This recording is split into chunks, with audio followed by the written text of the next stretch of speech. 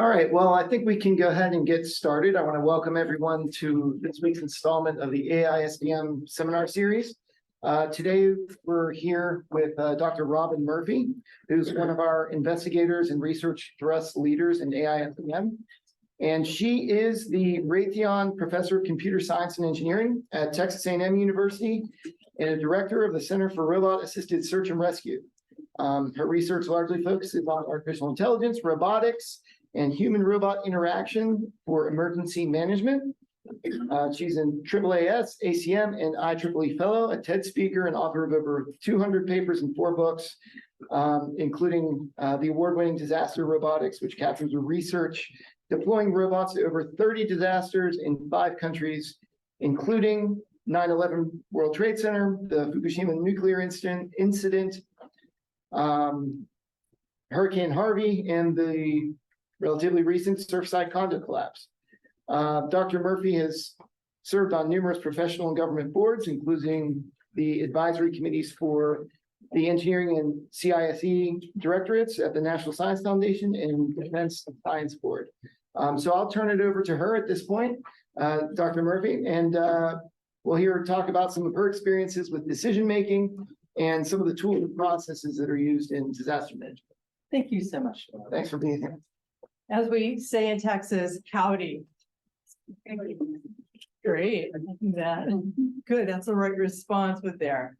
So I'm going to be talking about drones and some of the ways they're used, some of the types of decisions that they help to enable in emergency management.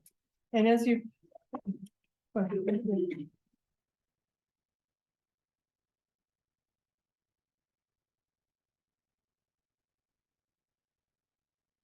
Yep.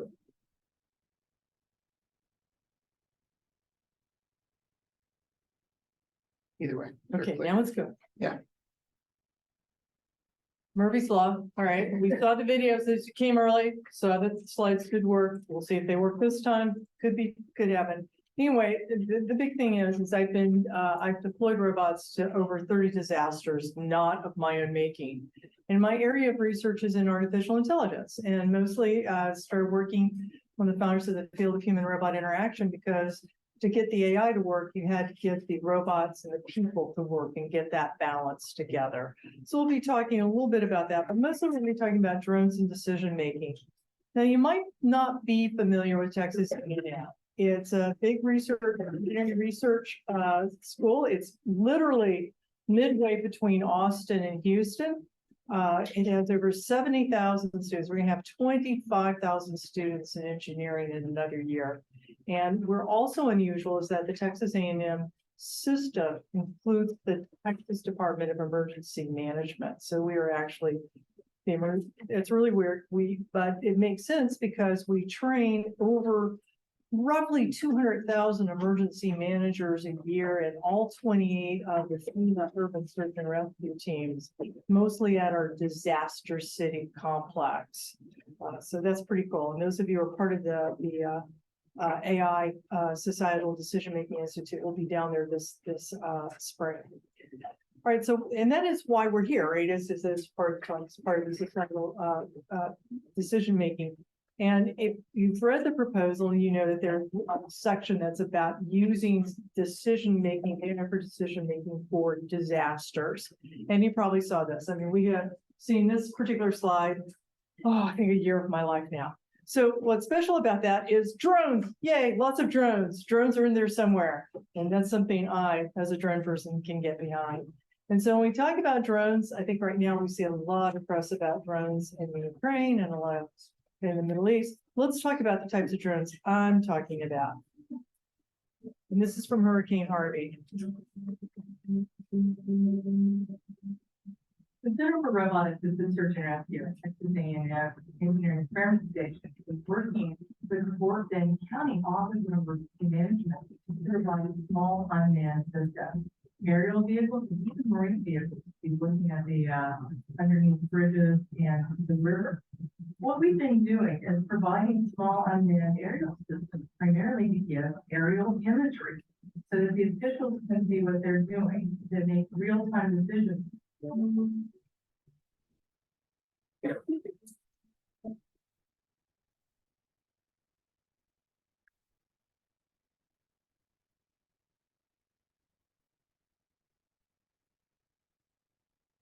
We believe this is the largest formal deployment by public officials of small unmanned aircraft systems for disaster response in our nation's history. These drone platforms written in different elevations have provided our local emergency management team with aerial photography at multiple scales and high resolution. We have the ability to adjust unmanned aircraft flight in real time to assist in search and rescue operations with changing flood conditions. The team will comprise of federal, state, and private organizations and agencies from across the United States, all working together to help the citizens of Fort Bend County, Texas.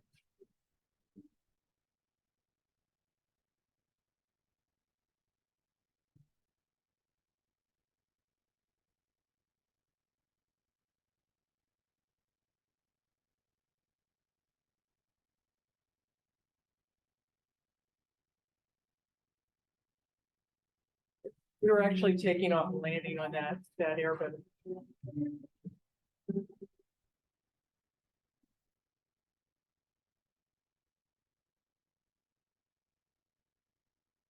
That's an in situ scan eagle. That is still considered a small UAS, even though it takes not one but two 18-wheelers to haul all the gear for it. So those are the kinds of things of drones that we're looking at. We saw some of the footage that's Fort Bend. That is the southwest county of Houston, the large, rich county next to the city of Houston. So it was hit very hard during Harvey.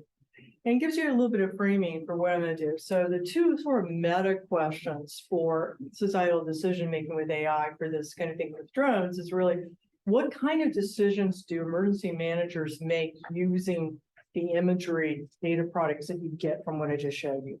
And the second question is, how the heck do they make decisions about which drone, all those different kinds of drones to use?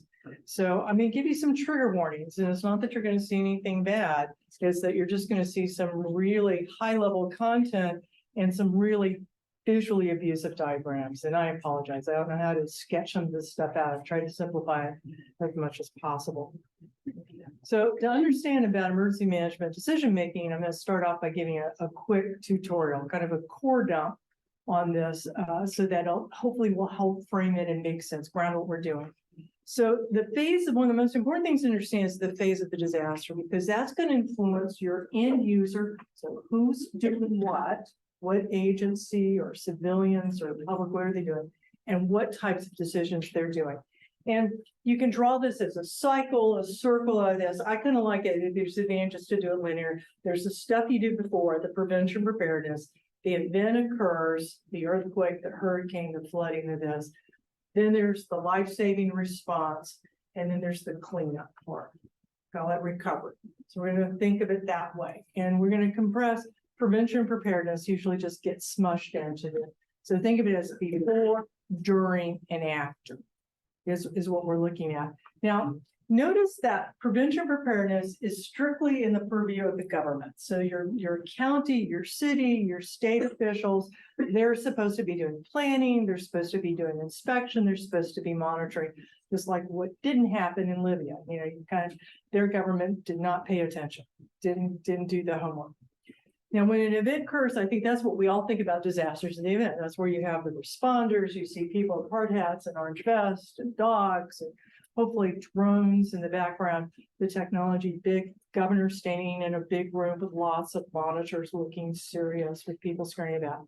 Okay, and then we have recovery. Now notice that's now shifted from government to civilians because they've done their part, the most of their part.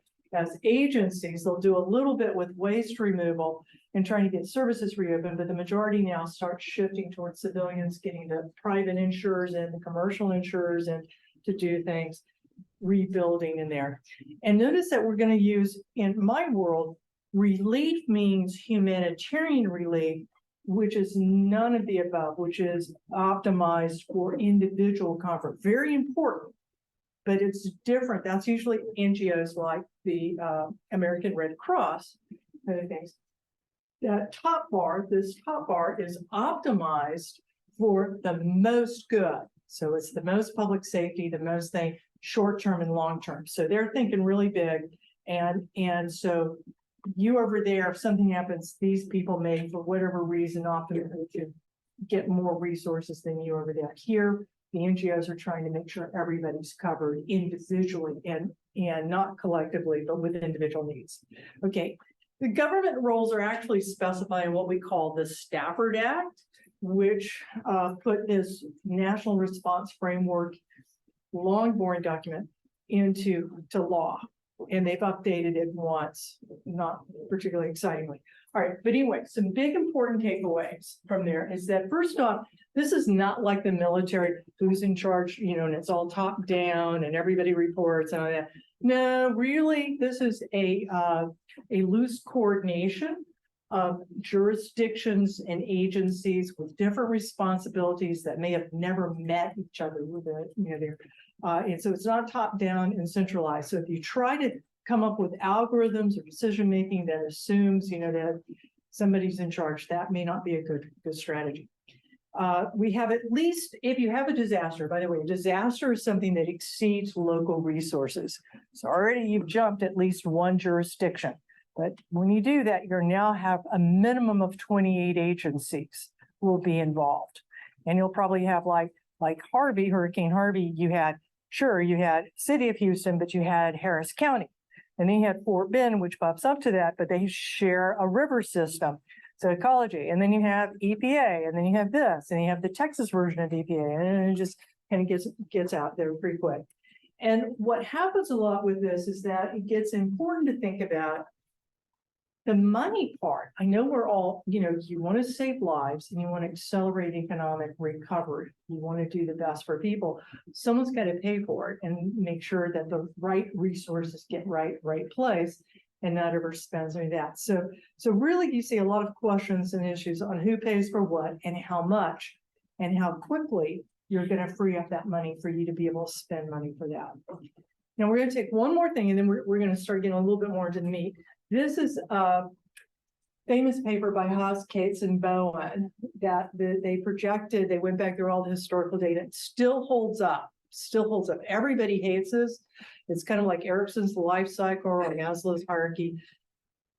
You hate it, but it still kind of works. So the idea is that you can predict how long your ultimate restoration is going to be. And one measure of ultimate restoration is whether you put up statues commemorating the event. But your full economic recovery by how long it takes you to do any of these phases. So if your initial phase, the life-saving phase, where you have like the search and rescue teams and they're doing stuff until they, the next phase is going to take 10 times that long. The next one. These are all sequential because it kind of makes sense. You can't go in and start cleaning up your house until they've got everybody stabilized. They've rescued everybody, okay? And they don't let you back in because you have power, water, sewer rates and flooding. You have to worry about flesh-eating bacteria because you're walking through sewage water, right? And one thing that people forget, you want to have your recovery. You're not going to start your recovery and getting your businesses and schools open until you get building permits. So it turns out a high priority is to get your city and council government permitting offices open as fast as you can so people can legally start rebuilding. Okay, so you've got this huge thing going here. So clearly the takeaway here is the shorter, not only is it better for the initial response to be short for life-saving purposes, but it's going to shorten everything else as well. USAA, the major insurer, says that if they can get a claim in 1 day earlier, it saves 6 months for that homeowner to get their thing. So every day that kind of delay you get. And let's look at that a little bit more. So because a big thing here is that first 72 hours. How many of you have heard in disasters, oh, you should be prepared for 72 hours? Okay, if you haven't, that's an important number to it. All of emergency response, state, federal, and local, is predicated that you should be able to take care of yourself for 72 hours. Okay, do you have food for 72 hours? Maybe, maybe not. Water, do you have a plan? Okay, so you might want to think about that, okay, because there's no guarantees that first 72, they're going to try to save as many people, do as much as that. You may not be one of them, so they're expecting you to kind of keep it together.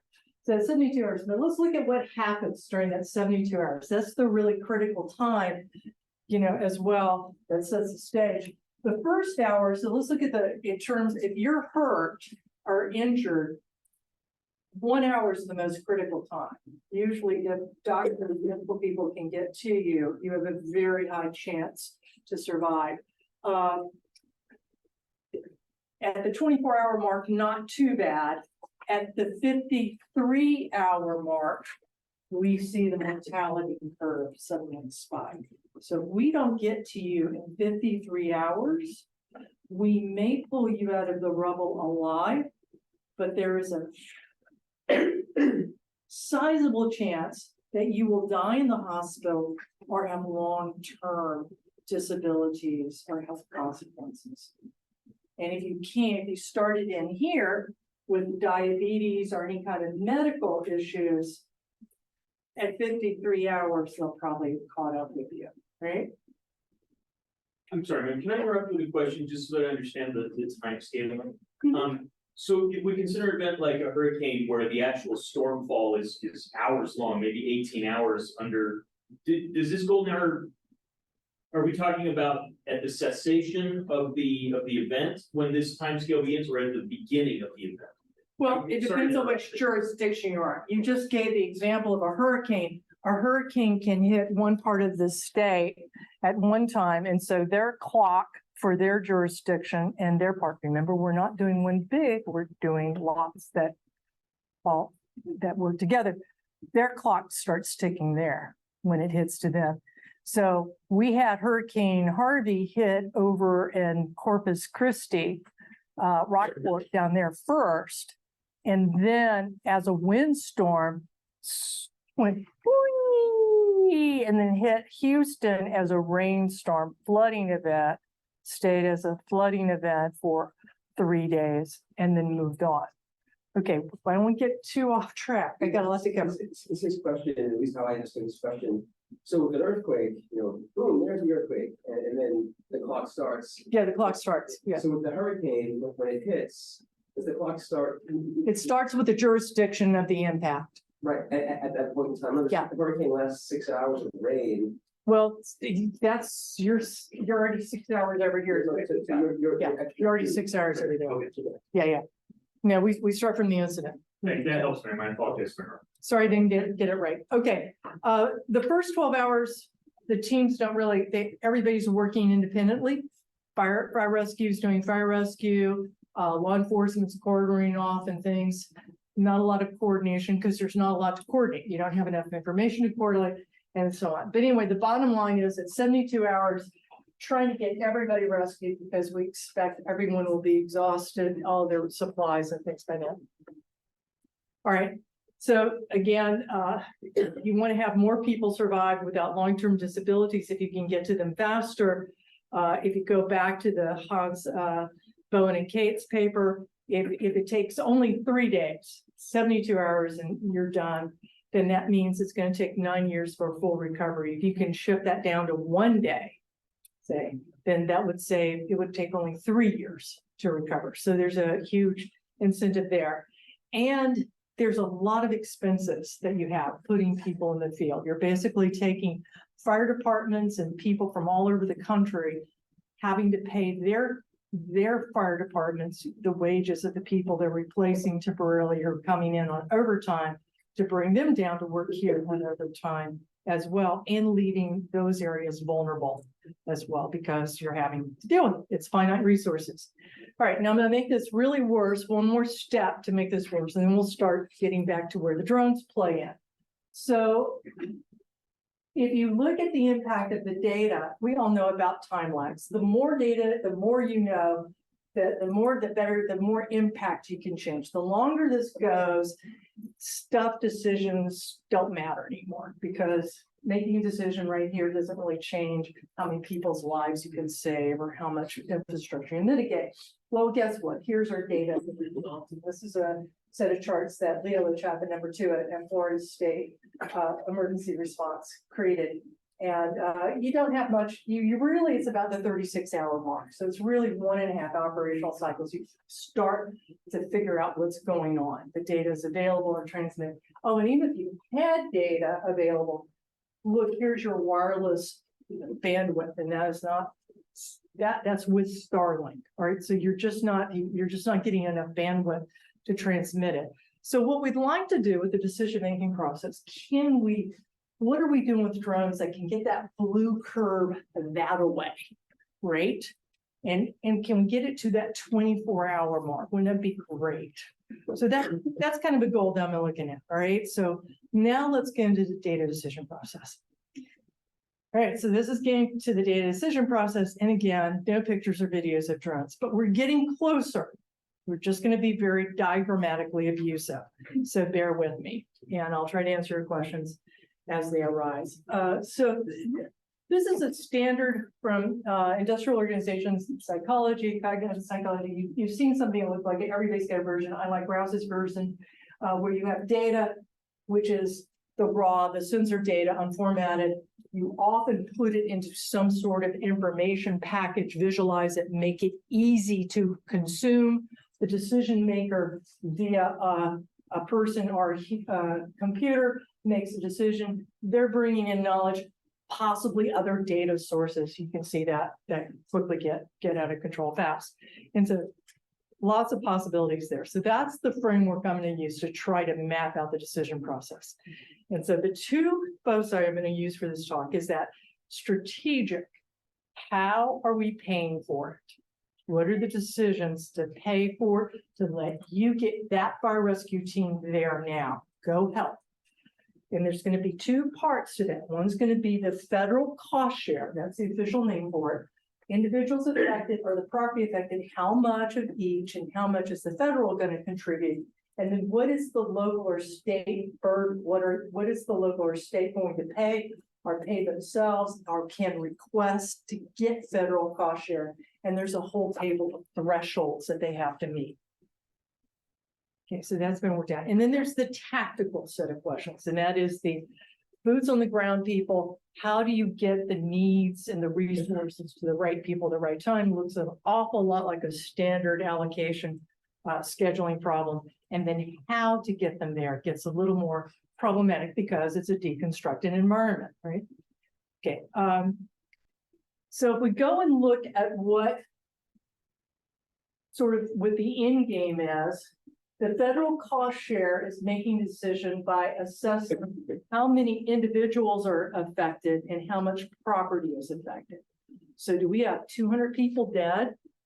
Who cares about the buildings? Or do we have an entire, every oil well in the Gulf is out and now we have to hit the strategic reserve. So those are the kinds of things they're trying to get to very quickly, where they'd like to get to that. And they have their own, they have a little bit of discretion. The states have less discretion. They have a table that they have to fit, and then they say how many houses are damaged, how many government buildings, that sort of thing. They want to get that, and if they can get that, if the answer is yes, we made the threshold, they bop that up and go on. Now, in this case, FEMA reimbursed Houston, the city of Houston, $130 million for cleanup afterwards, which was great. The rest of the story there is that Houston was late to the game in generating the request for $130 million. For bid, using drones was first up. They were able to accurately assess the damage. They had one group, got one group who's doing rescues, another group that's running the numbers. What does this mean? They grabbed all the dump trucks. They set up the contracts at preferential rates before a lot of the waste removal companies realized how that was going to be. Houston was, I think, the last group in Texas to do it. They had to pay premium prices to get the waste removal company from San Antonio to temporarily cancel recycling in San Antonio 4 hours away to take all their dump trucks over. So their citizens got to pay more, or we got to pay more. They had to match more and stuff, and they didn't get cleaned up in time, which is another story. Okay. So let's look at that. Now we're getting back to drones. So I promise we are going to get back to drones. All right, so here's if you get from drones, from the imagery, you start getting all sorts of things. You can get a heat map mostly what you're interested for these types of decision is a number. Did you make the threshold? Yes or no? How many people are dead? You don't really, you might care about where you might care about different things. You do, but I mean, for these, it's sometimes not. And you're looking at that, and you're looking at how much damage is there and how much debris. You have a lot of damage, but you don't necessarily have much to clean up. So, and what kind of debris it is, and there's a whole nother talk on debris, right? And the things you get for drone imagery are images, pictures, video, and other products, things like orthomosaic maps. So I'll give you a quick view of what some of those products look like.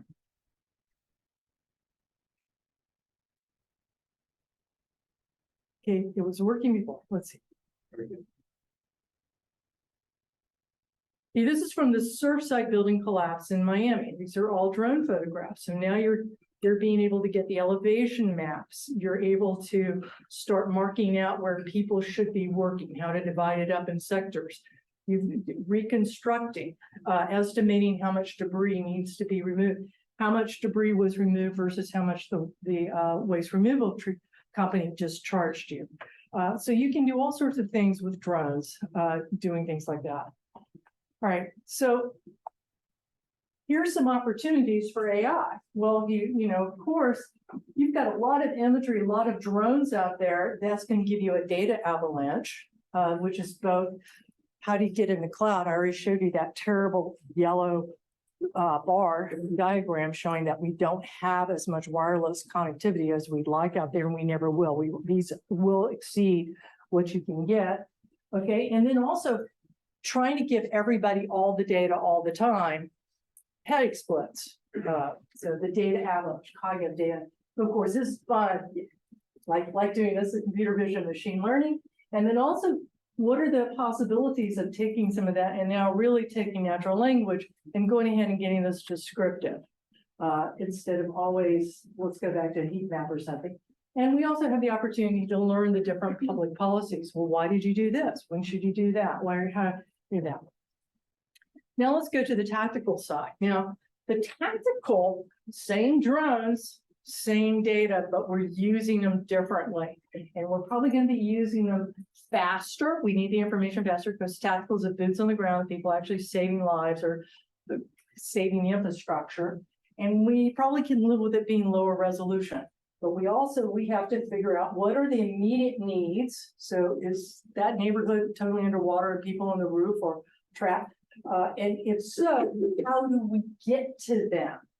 Okay, so now we've got to get the right people to the right place to save lives and save things. So here's from Hurricane Michael in Florida. As you're normalizing, okay, so it looks like all the commercial buildings are okay, all the big hotels. Oh, that's bad. Look at that neighborhood over there. And with expert knowledge, existing knowledge, those are people's houses. And a lot of people didn't evacuate.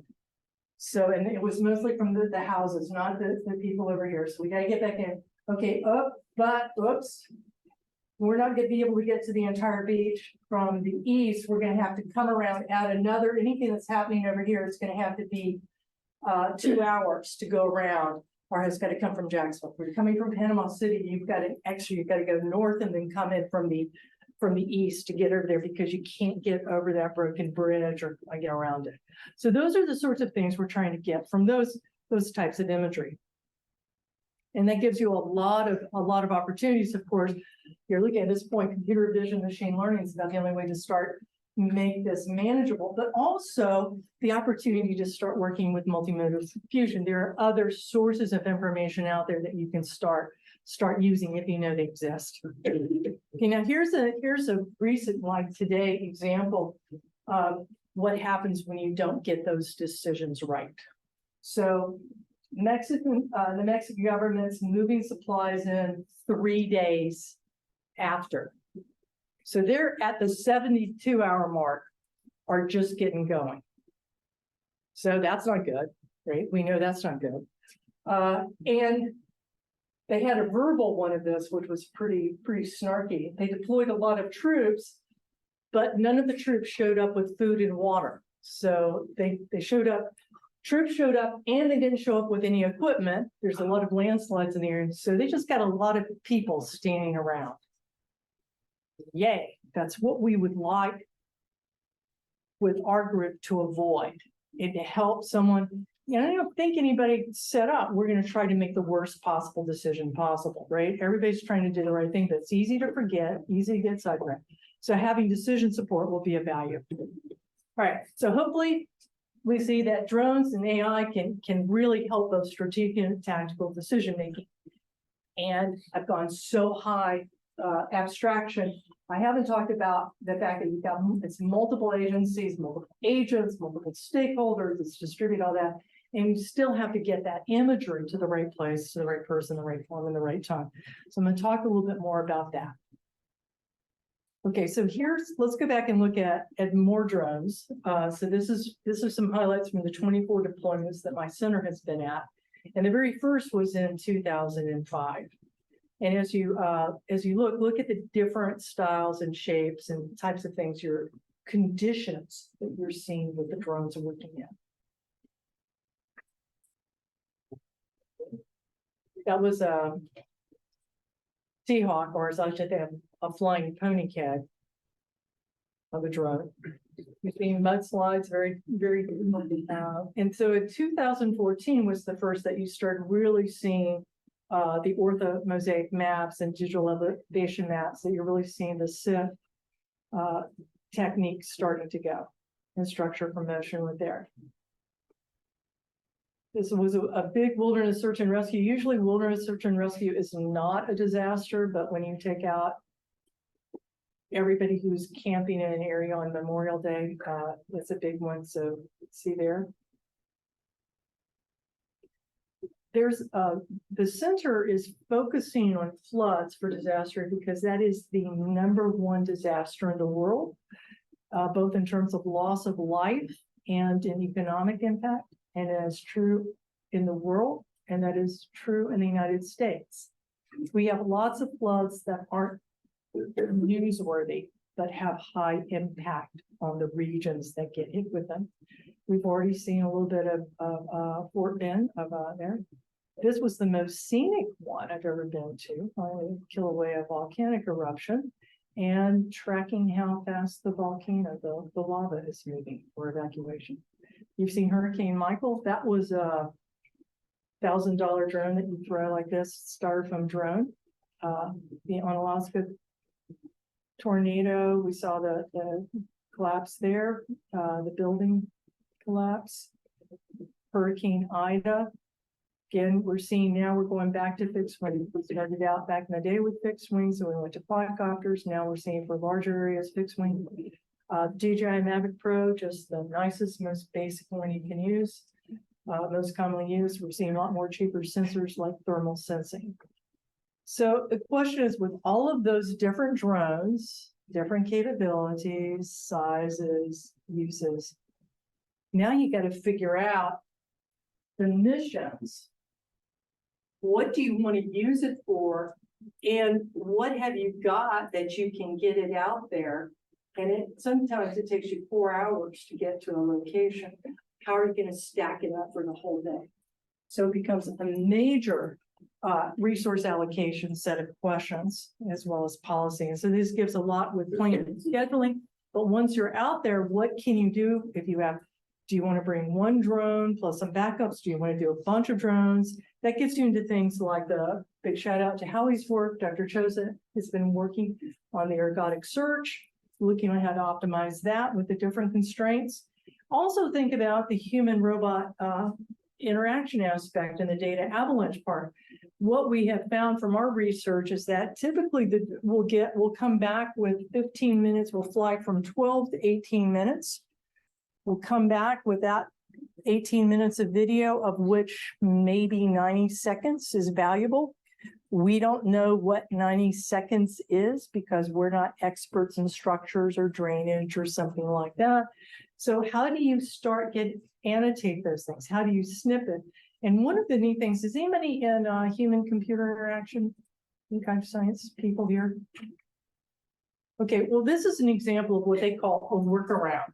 So the Louisiana floods, Drone has super high resolution. We land it, we pop out the SD card, put it into a laptop. He's like, yes, they need to see this now. They need to see it now. And I say, okay, give me a second. I'll open up the editing. I'll cut it down to the right thing and we can, no, it's okay. And he takes his phone, records the screen, but even better, he's got one button. He's got it to everybody on his email list. He's got a low resolution version. It may not be the fastest delivery, but structure's still there. It's going to be him. He knows it's going to happen. So it's a workaround. So good for him. Great. Bad for us as computer science. We need to do a little better and make that a little easier for things like that. And then, of course, if you start looking at what's going on, there's even more opportunities to make this better. So if you know the debris, our forecasts and predictions, we'd like to get those better. Our simulations, we don't really have simulations. We have a lot of uncertainty. One of the areas I work in is uncertainty, and we do get these models. Somebody has models, the flood use projections, the weather use. Usually you don't get them when you need them, and things like the hazards model have a lot of uncertainty, and they're often wrong. And guess how long it takes to update them? Oh, about 7 years. In 2004, Florida had every 2 weeks a category 4 hurricane come through. You would like to be able to keep pace with your disasters, right? So 7 years or 2 weeks. So we need to start figuring out how to exploit that and get a feedback loop instead of it always being kind of a ballistic. Oh, we predict this. And being able to look and start using that to say, well, I can go sample this neighborhood and that neighborhood, and I can determine what's really going wrong in my neighborhood or my jurisdiction. Okay, but there's more. I have glossed over timeliness, priorities, all the computer vision, machine learning stuff. Wonderful. You just need the data sets. Good luck with that. Other sources of data, remembering. At the time everything's going wrong, you're in charge. That's a great time to remember whatever the abbreviation is for the National Geospatial Intelligence Agency, and to go look up how to get a hold of them. So there's a lot of data that you don't get because you don't think about it. So it'd be great if we found it for them. There's a lot of regulations, well-intentioned, to prevent sharing between agencies, but it's like HIPAA that kind of gets in the actual way. And so there's that. There's airspace density surprises with drones. I have so many stories about that. I just trust me, Starlink does not solve the problem here. Neither does FirstNet. If you're at all HCI, this is where they start rolling on the floor laughing. It's so bad. The interfaces and GIS is so bad. And then remember, from the human factor side, this is extreme conditions, high consequence. So you've got a huge cognitive load, physiological and psychophysical load going on, and you have limited training. And that was just the response phase, the first 72 hours. I didn't tell you what goes on before and after. So yeah, so there we are. The good news is it's a lot of work, but we've got the foundations for it. We've got techniques, we've got smart people, we've got drones, we've got other things with that. And so the trick of it is to bring it all together and let's see if we can make a difference, a real difference, instead of being another paper about something. Let's get it to their hands and make this work. Thank you. And let me see if you've got any questions. I'll be happy to try to answer them.